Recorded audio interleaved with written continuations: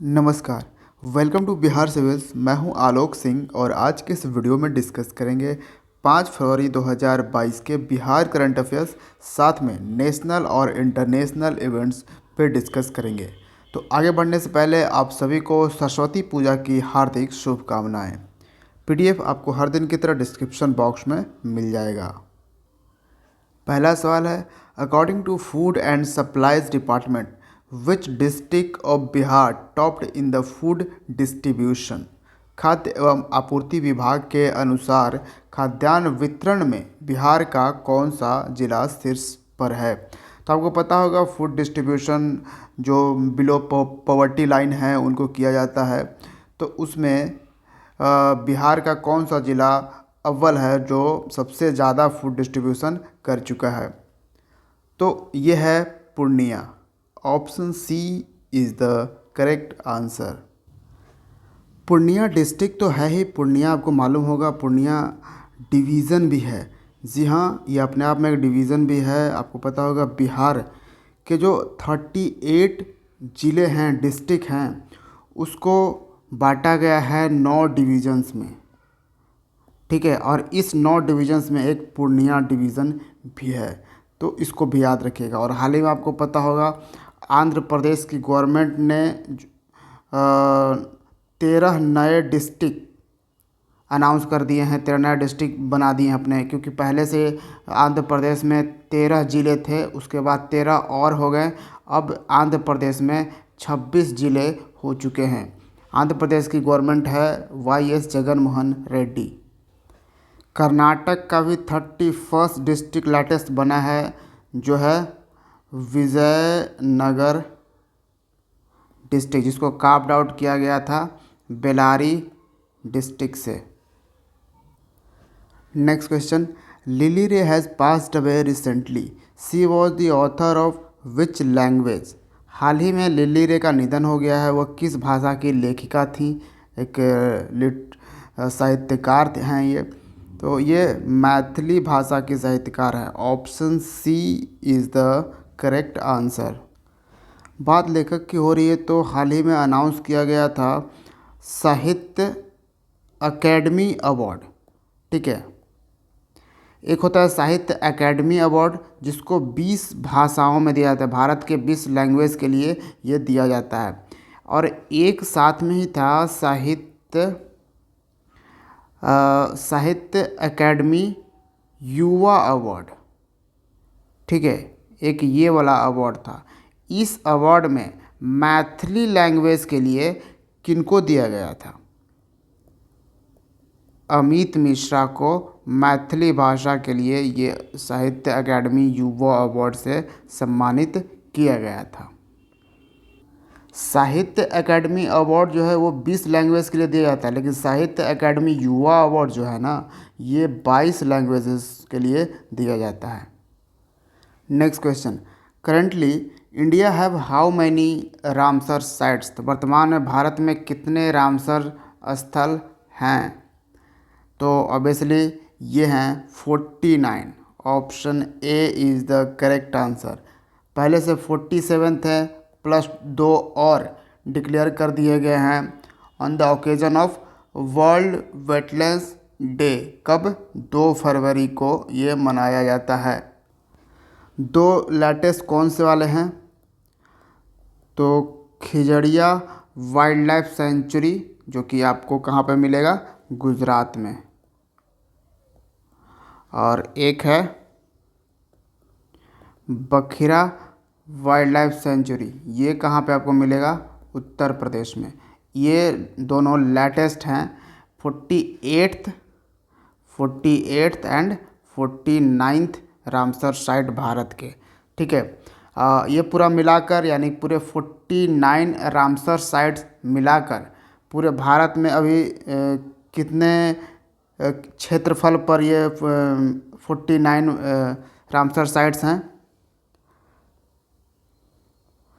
10,93,636 hectares area पे अब हो चुके हैं रामसर साइट्स, तो ये याद रखिएगा।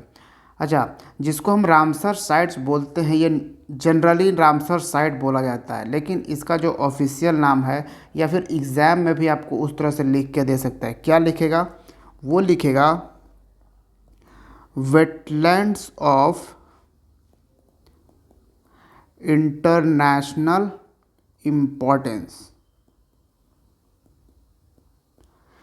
यानी कि जिसको रामसर साइट डिक्लेयर किया गया है वो अब वेटलैंड्स ऑफ इंटरनेशनल इम्पोर्टेंस का हो चुका है। ठीक है, तो इस तरह से भी पूछा जा सकता है कि भारत में कितने वेटलैंड्स ऑफ इंटरनेशनल इम्पोर्टेंस, अंतर्राष्ट्रीय महत्व के कितने वेटलैंड्स हैं। Next question, currently how many Indian sites are listed in UNESCO's tentative list of heritage sites. तो यूनेस्को के टेंटेटिव लिस्ट में विरासत स्थलों की अस्थायी सूची में कितने भारतीय स्थल सूचीबद्ध हैं? तो देखिए, टेंटेटिव लिस्ट का मतलब होता है, इसका मतलब होता है कि पहले तो ये टेंटेटिव लिस्ट में इसको रखा जाएगा 1 साल के लिए, कम से कम 1 साल के लिए इसको टेंटेटिव लिस्ट में रखा जाएगा। उसमें वो डिसाइड होगा कि उसको वर्ल्ड हेरिटेज साइट का दर्जा दिया जाता है कि नहीं।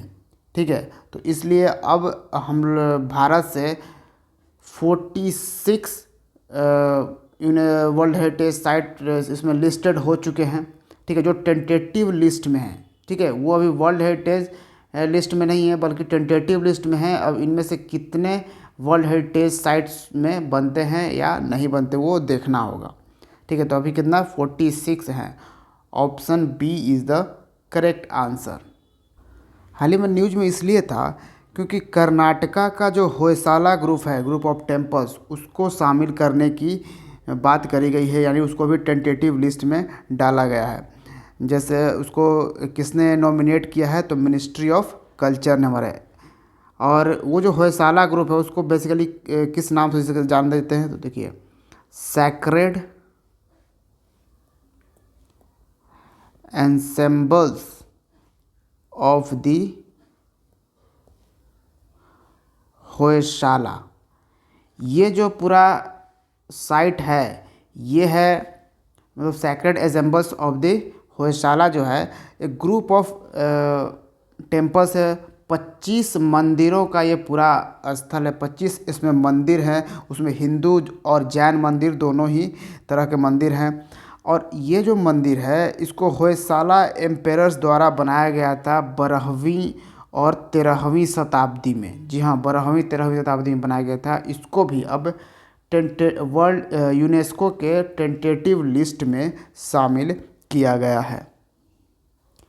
यूनेस्को का हेडक्वार्टर मिलेगा आपको पेरिस में। Next question, who has overtaken Bengaluru as the startup capital of India. किसने बेंगलुरु को भारत की स्टार्टअप राजधानी के रूप में पछाड़ दिया है? तो हम पहले किसको कहते थे कि स्टार्टअप कैपिटल ऑफ इंडिया? तो ये कहा जाता था बेंगलुरु को। ठीक है, जो यहाँ पे लिखा गया है कि पहले ये बेंगलुरु को स्टार्टअप कैपिटल ऑफ इंडिया कहा जाता था, लेकिन इसको पीछे छोड़ दिया दिल्ली। अब दिल्ली बन चुका है स्टार्टअप कैपिटल ऑफ इंडिया। वो दिल्ली तो वैसे भी कैपिटल ऑफ इंडिया है और यह अब स्टार्टअप कैपिटल ऑफ इंडिया भी हो गया।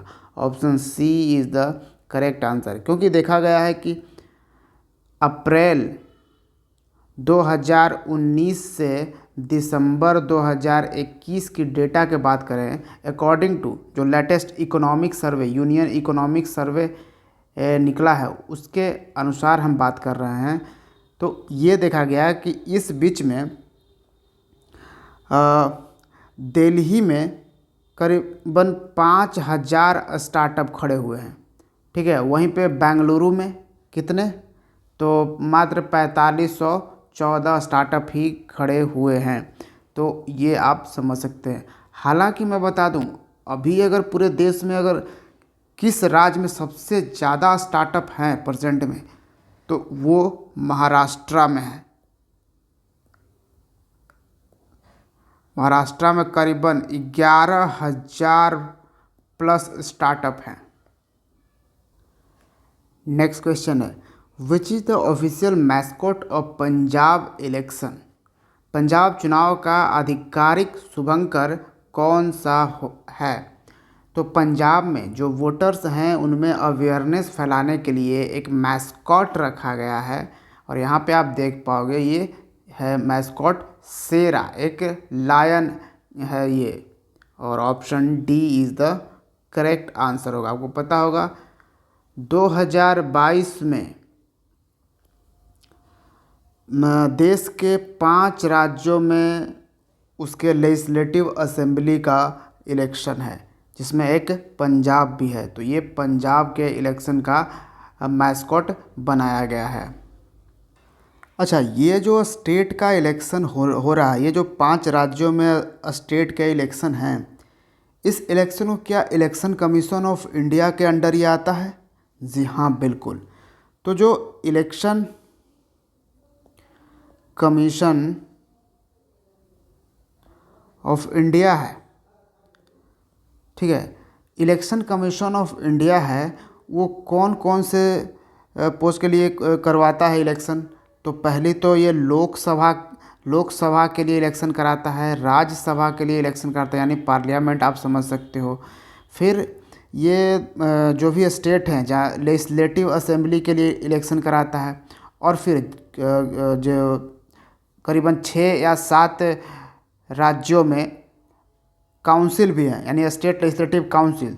तो स्टेट लेजिस्लेटिव काउंसिल जो है, तो उसका भी इलेक्शन जो है इलेक्शन कमीशन ऑफ इंडिया ही कराता है। और 2 और इम्पोर्टेंट, एक तो राष्ट्रपति का इलेक्शन जो है वो इलेक्शन कमीशन ऑफ इंडिया के अंडर होता है, और दूसरा उपराष्ट्रपति का भी इलेक्शन जो होता है वो इलेक्शन कमीशन ऑफ इंडिया के अंडर आता है। लेकिन हाल ही में बिहार में आपको पता होगा पंचायत इलेक्शन हुए हैं, करीबन 5 चीज़ों को, पंचायत समिति वगैरह ये सब करके, मुखिया ये सब में इलेक्शन हुए हैं पंचायत लेवल पे। वो जो इलेक्शन करवाया ना, या फिर एक म्यूनिसिपल का जो इलेक्शन होता है ना, इसको कराता है स्टेट इलेक्शन कमीशन। ठीक है, ये चीज़ें भी याद रखिएगा। अच्छा, अभी जो इलेक्शन कमीशन ऑफ इंडिया हैं, इनके चीफ कमिश्नर कौन है? तो चीफ इलेक्शन कमिश्नर की हम बात कर रहे हैं, तो वो हैं सुशील चंद्रा प्रेजेंट में। इनके अंडर 2 होते हैं, ठीक है, इनके नीचे होते हैं जो जिनको कहते हैं चीफ इलेक्शन, नहीं, सिर्फ ये होते हैं election commissioner. Chief election commissioner तो सुशील चंद्रा होगा, उनके नीचे 2 होंगे इलेक्शन कमिश्नर, दोनों ही इलेक्शन कमिश्नर होंगे। तो अभी प्रेजेंट में कौन है? एक तो हैं राजीव कुमार और दूसरे हैं अनूप चंद्र पांडे। तो ये भी इम्पॉर्टेंट है। और इलेक्शन कमीशन ऑफ इंडिया एक कॉन्स्टिट्यूशनल बॉडी है। क्यों? क्योंकि ये क्लियरली मेंशन है आर्टिकल 324 में। Next, Sergio Mattarella has been elected as the president of which country for the second term? Sergio Mattarella को दूसरे कार्यकाल के लिए किस देश के राष्ट्रपति के रूप में चुना गया है? तो सर्जियो मैट्रेला प्रेसिडेंट बन चुके हैं इटली के दोबारा। Option B is the correct answer. Italy के अभी प्राइम मिनिस्टर कौन है? क्योंकि यहाँ पे मेन जो, जैसे भारत में मेनली किनका वर्क है? प्राइम मिनिस्टर का, ठीक है, उसी तरह से इटली में भी प्राइम मिनिस्टर का मेनली है। तो यहाँ के प्राइम मिनिस्टर कौन है? मारियो ड्रागी, ठीक है, ये भी काफ़ी पॉपुलर लीडर हैं। कैसे मैं कह रहा हूँ? क्योंकि आपको पता होगा जो एक अप्रूवल रेटिंग निकाला जाता है मोस्ट पॉपुलर लीडर का, अप्रूवल रेटिंग, इसमें आपको हमेशा मारियो ड्रागी 2 पोजीशन पे ना तो 3 पोजीशन पे दिखेंगे। अब आप पूछोगे 2 3 पे क्यों, फर्स्ट पे कौन फिर रहता है? फर्स्ट पे हर बार अब अप्रूवल रेटिंग में हमारे देश के प्रधानमंत्री नरेंद्र मोदी रहते हैं। जी हाँ, पिछले 2-3 सालों से अप्रूवल रेटिंग जब भी आ रही है वो नरेंद्र मोदी जी हैं फर्स्ट पोजीशन पे, और सेकंड पे मारियो ड्रागी होते हैं, या फिर ये थर्ड पोजीशन पे होते हैं। इटली की कैपिटल रोम है, और इटली का करेंसी यूरो। रोम में ही वर्ल्ड फूड प्रोग्राम का हेड क्वार्टर आपको मिलेगा। और वर्ल्ड फूड प्रोग्राम को 2020 में नोबेल पीस प्राइज़ दिया गया था। रोम में ही आपको FAO का भी हेड क्वार्टर मिलेगा। ये क्या है? Food and agriculture organisation. इसका भी हेड क्वार्टर आपको रोम में ही मिलेगा। और वर्ल्ड फूड प्रोग्राम का भी हेड क्वार्टर आपको इटली की कैपिटल रोम में मिलेगा। Next question, first happy shop non fuel retail store of HPCL Hindustan petroleum corporation limited is unveiled eight which centre? HPCL के पहले हैप्पी शॉप गैर ईंधन खुदरा स्टोर का अनावरण किस केंद्र में किया गया है? तो ये पहला नॉन फ्यूल रिटेल स्टोर है, ठीक है। तो कहाँ पे किया गया है? मुंबई में। Option D is the correct answer end of course Mumbai Maharashtra में है। तो ये कहाँ पे किया गया है? ऑटो केयर सेंटर है HPCL का, ये मुंबई में जगह है बांद्रा वेस्ट, यहाँ पे है। मैं इतना एग्जैक्ट क्यों इसको बता रहा हूँ? क्योंकि हैप्पी शॉप का इसका पहला रिटेल स्टोर जो HPCL है, इसने अपना पहला रिटेल स्टोर हैप्पी शॉप ये 2021 में ही ओपन किया था और मुंबई में ही ओपन किया था, ठीक है। मुंबई में ही अपना पहला रिटेल स्टोर किया था। रिटेल आउटलेट कहाँ, किस जगह पे मुंबई में? नेपियन सी रोड, ठीक है। यहाँ अगर आपसे पूछेगा HPCL का पहला हैप्पी शॉप कहाँ पे ओपन हुआ है, तो मुंबई में ही होगा, क्योंकि वहाँ पे रिटेल आउटलेट नेपियन सी रोड में हुआ था। लेकिन आपसे पूछेगा कि हैप्पी शॉप HPCL का हैप्पी शॉप जिसमें जो नॉन फ्यूल रिटेल स्टोर होगा वो कहाँ पे ओपन हुआ है, तो मुंबई में ही ओपन हुआ है, लेकिन ऑटो केयर बांद्रा वेस्ट में ओपन हुआ है, ठीक है। और एक और ओपन करने वाली है हैप्पी शॉप। कहाँ पे ये हैप्पी शॉप HPCL ओपन करेगा एक और? तो ये करने वाला है विशाखापट्टनम में, आंध्र प्रदेश का शहर विशाखापट्टनम। और यहाँ पे विशाखापट्टनम में जो HPCL का मिलेनियम रिटेल आउटलेट है ना, उसमें ये इसी सेंटर में ओपन करेगा अपना हैप्पी शॉप। नेक्स्ट है, which month is being observed as UPI safety and awareness month? किस महीने को UPI सुरक्षा और जागरूक माह के रूप में मनाया जा रहा है? और इसको मना रहा है NPCI और UPI मिल के, national payment corporation of India और UPI यूनिफाइड पेमेंट इंटरफेस। ये मना रहा है किस महीने को? क्या UPI safety and awareness month? तो फरवरी को। Option B is the correct answer. और सेम ये UPI safety and awareness month, और यहाँ पे वीक लिख दूँ तो सप्ताह।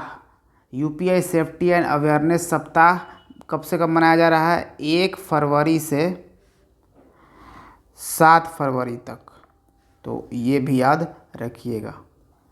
नेक्स्ट है, which company has acquired Orissa based Nilachal इस्पात निगम लिमिटेड? किस कंपनी ने उड़ीसा स्थित नीलाचल इस्पात निगम लिमिटेड का अधिग्रहण किया है? तो इसको कर लिया है टाटा ग्रुप ने। Option D is the correct answer. देखिए, स्टील कंपनी है नीलाचल इस्पात निगम, जो कि सरकारी कंपनी है, और ये बहुत ज़्यादा लॉस में जा रही थी। एंड ऑफकोर्स जब टाटा ग्रुप कह रही है कि हम इसको फिर से खड़ा कर सकते हैं तो एक अच्छी बात है। तो टाटा ग्रुप इसको एक्वायर्ड कर ली है और उड़ीसा के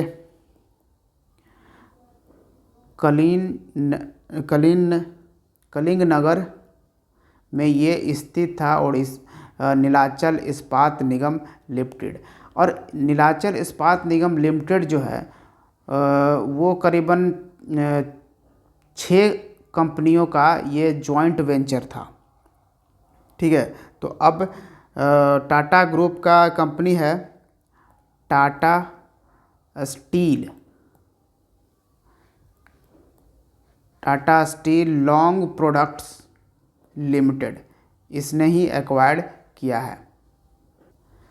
टाटा ग्रुप हाल ही में आईपीएल का sponsor team, title sponsor team बन चुका है। यानी कि अब जब आईपीएल जब भी खेला जाएगा वो बोला जाएगा टाटा आईपीएल।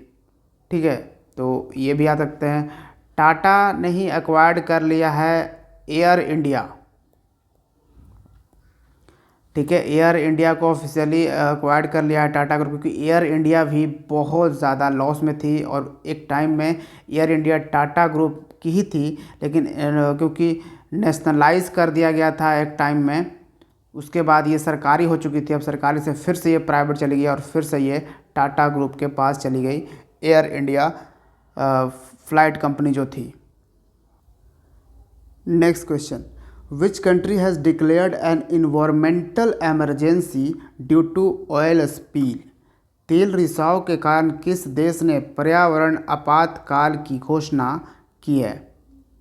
तो ये कंट्री है Peru. Option C is the correct answer. Peru की कैपिटल है लीमा। ठीक है, ये भी याद रखिएगा।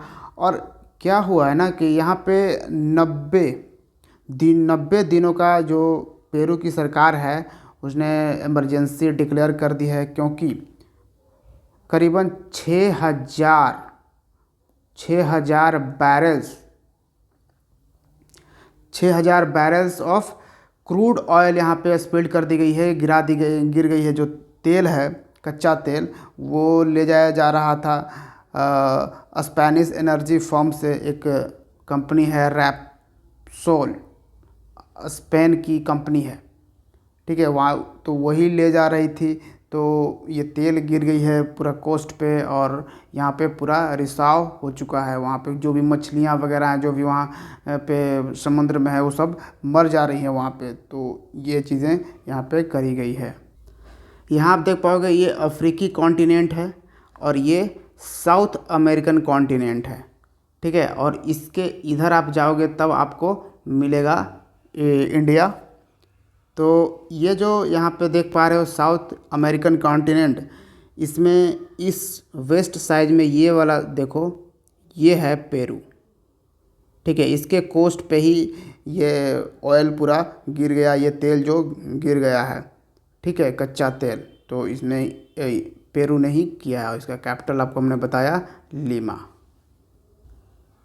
एंड क्वेश्चन नंबर 12 एंड आज का लास्ट सवाल, who has been chosen as the guest nation in the 12th Hyderabad literature festival? तो हैदराबाद लिटरेचर फेस्टिवल में अतिथि राष्ट्र के रूप में किसे चुना गया है? तो इस बार का गेस्ट रहा है UK, United Kingdom. Option C is the correct answer. UK में है क्वीन एलिजाबेथ दी सेकंड। इनका हाल ही में 70 इयर्स सर्विस पूरा हो चुका है ऑस्ट्रेलिया में। जी हाँ, तो ऑस्ट्रेलिया ने अपने एक आइलैंड का नाम इनके नाम पे रखा है, एलिजाबेथ के नाम पे, उनको ये ऑनर देने के लिए। कौन सा आइलैंड है वो ऑस्ट्रेलिया का? वो है एस्पेन आइलैंड। ये बहुत इम्पोर्टेंट है, याद रखिएगा।